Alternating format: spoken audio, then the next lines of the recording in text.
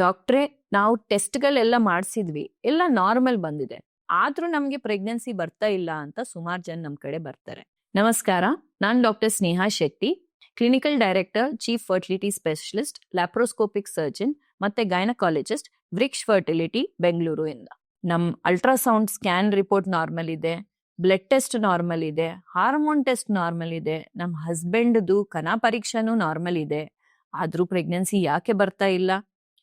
ನೀವು ಅರ್ಥ ಮಾಡ್ಕೋಬೇಕೇನಂದ್ರೆ, ಈ ರಿಪೋರ್ಟ್ಸ್ ಅನ್ನೋದು ಬರೀ ಒಂದ್ ಬೇಸ್ ಲೈನ್ ಅಷ್ಟೇ, ಮೇಜರ್ ಏನಾದ್ರು ಪ್ರಾಬ್ಲಮ್ ಇದೆಯಾ ಅಂತ ಗೊತ್ತಾಗ್ಲಿಕ್ಕೆ. ಬಟ್ ಅದಾದ್ಮೇಲೆ ಫರ್ಟಿಲಿಟಿಗೆ ನಾವು ನೆಕ್ಸ್ಟ್ ಲೆವೆಲ್ ಆಗಿ ಟೆಸ್ಟ್ಗಳೆಲ್ಲ ಚೆಕ್ ಮಾಡಬೇಕು. ನಿಮ್ ಟ್ಯೂಬ್ಸ್ 2 ಓಪನ್ ಇದೆಯಾ, ಅಲ್ಲೇ ನಿಮ್ದು ಎಗ್ ಅಂಡ್ ಸ್ಪರ್ಮ್ ಭೇಟಿ ಆಗುದಲ್ವಾ, ಸೊ 2 ಫೆಲೋಪಿಯನ್ ಟ್ಯೂಬ್ಸ್ ಓಪನ್ ಇರಬೇಕು.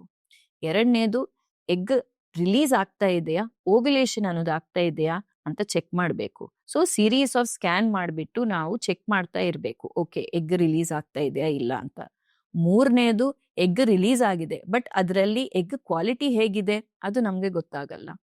ನಾಲ್ಕನೇದು, ಗರ್ಭಾಶಯದು ಯೂಟ್ರಸ್ ಲೈನಿಂಗ್ ಹೇಗಿದೆ, ಮಗು ಬಂದು ಕೂತ್ಕೊಳ್ಳೋದು ಯೂಟ್ರಸ್ ನಲ್ಲಿ, ಗರ್ಭಾಶಯನಲ್ಲಿ, ಸೊ ಗರ್ಭಾಶಯ ಲೈನಿಂಗ್ನು ತುಂಬಾ ಇಂಪಾರ್ಟೆಂಟ್. ಐದನೇದು, ಹಸ್ಬೆಂಡ್ ಸೈಡ್ ಇಂದ ಹಸ್ಬೆಂಡ್ದು DNA ಡ್ಯಾಮೇಜ್ ಏನಾದ್ರು ಇದೆಯಾ ಕನಾನ್ಸ್ನಲ್ಲಿ, ಎಷ್ಟು DNA ಡ್ಯಾಮೇಜ್ ಪರ್ಸೆಂಟೇಜ್ ಇದೆ ಅಂತಾನು ಗೊತ್ತಾಗ್ಬೇಕು. ಇದೆಲ್ಲ ನೆಕ್ಸ್ಟ್ ಲೆವೆಲ್ ಆಫ್ ಟೆಸ್ಟ್ಗಳು ಮಾಡಬೇಕು. ಸೊ ಈ ತರ series of test, series of steps ಇರುತ್ತೆ ಪ್ರೆಗ್ನೆನ್ಸಿ ಪ್ಲಾನಿಂಗ್ ನಲ್ಲಿ. ಎಲ್ಲರಿಗೆ ಎಲ್ಲ ಟೆಸ್ಟ್ ಮಾಡ್ಬೇಕಂತ ಇರಲ್ಲ, ಬಟ್ ಫಸ್ಟ್ ನಾರ್ಮಲ್ ಇದೆ ಅಂದ್ರೆ ನಾವು ನೆಕ್ಸ್ಟ್ ಲೆವೆಲ್ ಆಫ್ ಟೆಸ್ಟಿಂಗ್ಗೆ ಹೋಗ್ಬೇಕು. ಅದರ ಪ್ರಕಾರ ನಾವು ಟ್ರೀಟ್ಮೆಂಟ್ ಪ್ಲಾನ್ ಅನ್ನೋದು ಮಾಡ್ಬೇಕು. ರಿಪೋರ್ಟ್ಸ್ ಬರೇ ಒಂದ್ ಸರ್ಫೇಸ್ ಲೆವೆಲ್ ಪಿಕ್ಚರ್ ಅನ್ನೋದು ನಮ್ಗೆ ಕೊಡುತ್ತೆ, ಬಟ್ ಫರ್ಟಿಲಿಟಿ ಇನ್ನೂ ಸ್ವಲ್ಪ ಡೀಪರ್ ಸೈನ್ಸ್ ಇರುತ್ತೆ.